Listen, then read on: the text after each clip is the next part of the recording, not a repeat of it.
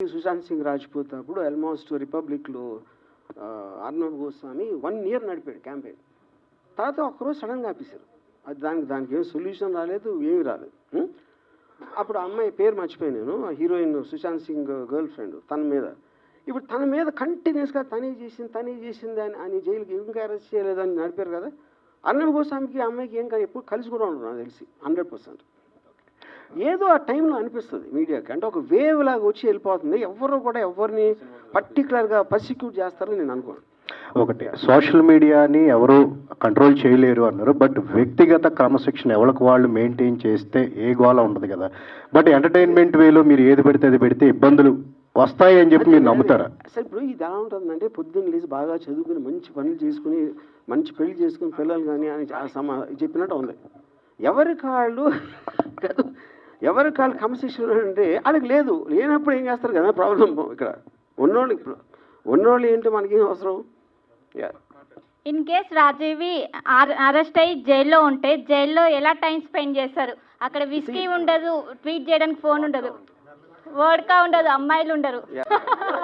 First of all it's good question. The point is మనకి సరే everything మనకు కావాల్సింది ఉండాలని జీవితంలో ఎప్పుడు జరగదు. నాకు అంబానీ అంత డబ్బు ఉందా? లేదు. నాకు ఎవడో అలాంటి కారు ఉందా? లేదు. నాకు మహా అందగత్తెలైన అమ్మాయిలు ఒక భార్య ఉందా? లేదు. అప్పుడు మనకు ఉన్న దాంతో మనం సరిపెట్టుకుంటాం ఎప్పుడైనా. అందులో ఒక సడన్గా ఒకవేళ కోవిడ్ వస్తుంది, దానికి సరిపెట్టుకోవాలి. ఇంకోటి ఏదో వస్తుంది, దానికి సరిపెట్టుకోవాలి. అలాగప్పుడు ఈ కేసు అన్న ఏదన్నా నాకు అలాంటి పరిస్థితి వస్తే నేను ఎప్పుడు అడాప్ట్ అవుతాను. నా లైఫ్లో నాకున్న నేచరు అడాప్ట్ అవుతాను. అప్పుడు నేను అక్కడ క్రిమినల్స్తో కలిసి నెక్స్ట్ 1 year సంబంధించి 4-5 కథలు రెడీ చేసుకుని వస్తాను. సార్ ఇప్పుడు ఏ సంఘటన జరిగినా సరే దాని మీద ఒక సినిమా తీసేస్తారు.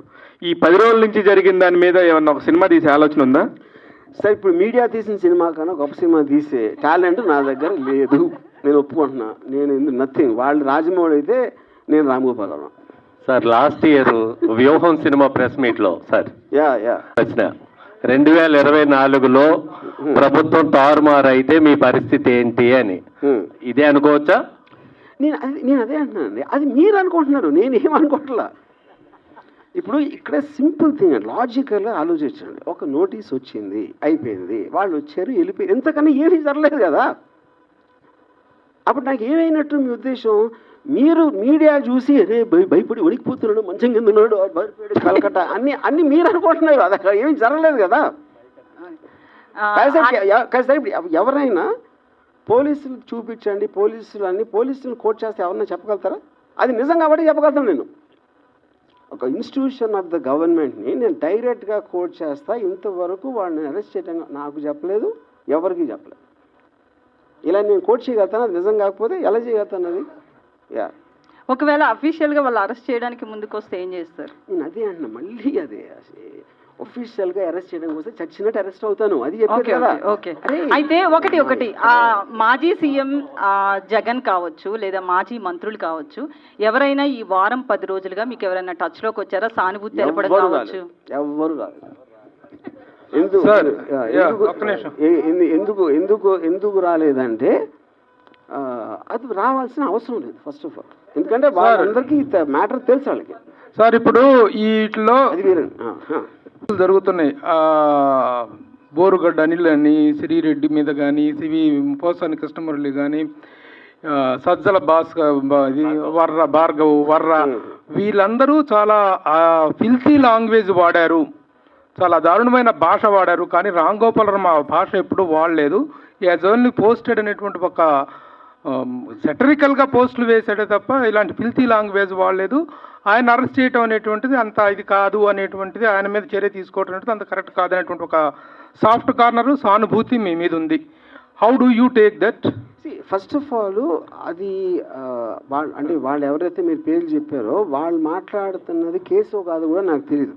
ఎందుకంటే అది రెటారిక్ కిందకు వస్తుంది నాకు తెలిసి. అంటే ఒక ఫర్ ఎగ్జాంపుల్ నన్ను చంపితే ₹1,00,00,000 ఇస్తాను ఒక ఆయన ఎవడో అన్నాడు, నా పేరు మర్చిపోయాను.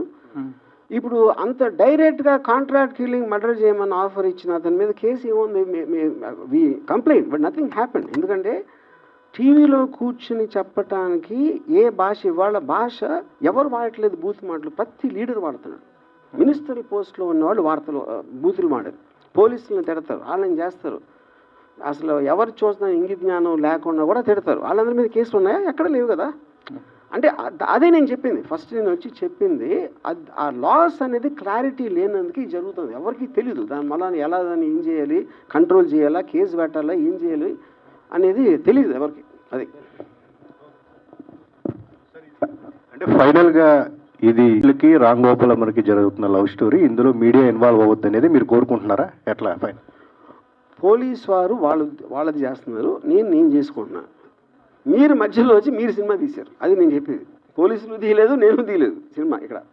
సార్ వర్మ గారు, మీ నెక్స్ట్ సినిమా కోసం అందరు కూడా వెయిట్ చేస్తున్న పరిస్థితి, మరి నెక్స్ట్ ప్రాజెక్ట్ ఎప్పుడు రాబోతుంది, ఎలాంటి ప్రాజెక్ట్ అనుకుంటున్నారు? ఆల్రెడీ 2 సినిమాలు అయిపోయినాయి. ఒకటి సారీ అని ఒక థ్రిల్లర్ ఉంది, దాని తర్వాత రష్ అని ఒక మోటార్ స్పోర్ట్స్ యాక్షన్ ఫిల్మ్ ఉంది. 2 ఆల్మోస్ట్ రెడీ అయిపోతున్నాయి. Okay done. మీకు హెల్ప్గా నిలబడింది ఇండియన్ జ్యుడిషియరీనా, లేకపోతే గతంలో ఒకసారి వ్యూహం సినిమా రిలీజ్ అప్పుడు, ఒక్క నిమిషం సార్, వ్యూహం సినిమా రిలీజ్ అప్పుడు ఎలా మీరు సెన్సార్ మేనేజ్ చేశారు, ఎలా how you could have come out of this అని అడిగితే దావూద్ ఇబ్రహీం హెల్ప్ చేశాడని చెప్పారు మీరు. ఇప్పుడు ఎవరు హెల్ప్ చేశారు సార్? అంటే ఇప్పుడు దావూద్ ఇబ్రహీం హెల్ప్ చేశాడు అని మీరు నమ్మారు? అది జోక్ అని కూడా తెలియదు మీకు? ఇప్పుడు కూడా చెప్పేదండి.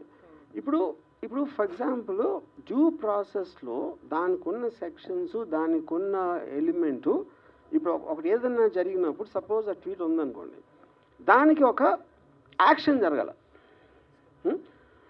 మీరు నేను మిమ్మల్ని ఇప్పుడు చెప్పాను ఫలానా వాడిని కొట్టమని చెప్పాను, నేను చెప్పాను అంతే. మీరు కొట్టి ఏం చేస్తారు? ఆర్జీవీ చెప్పాను అంటారు. ఆర్జీవీ చెప్పినందుకు కొడితే అది నాకు దాని నుంచి డైరెక్ట్గా మీరు ఒక లాభం అనేది ప్రూవ్ చేయలేకపోతే నేను చెప్పినా కూడా that won't become an offence.